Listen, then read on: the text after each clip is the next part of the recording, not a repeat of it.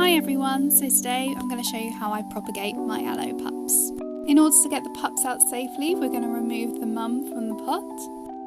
We're going to gently loosen the dirt. This took me a while as I didn't want to damage the root system. Once you've got rid of the dirt, you can start by removing the pups. I like to leave my pups in the soil for a lot longer with the mother plant so they develop their own roots. This way they have a better chance of survival when I repot them.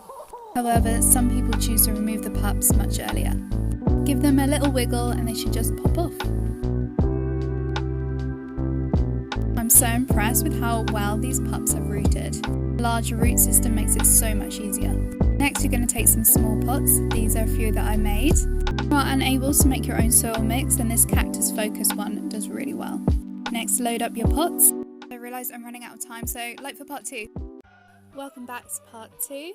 All we're going to do now is just place in the aloe pups, spreading out the roots.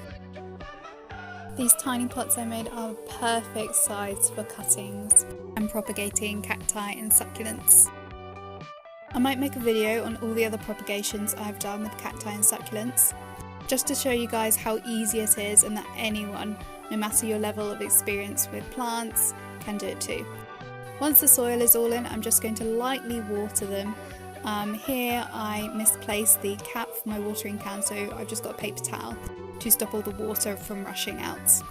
And there you have it. They are so cute like this. Now what I'm going to do is, because I saw the mother plant was in quite a small pot, so I'm just going to repot that into a large one, brush off any dirt. Hopefully next year she'll produce more of these lovely beauties.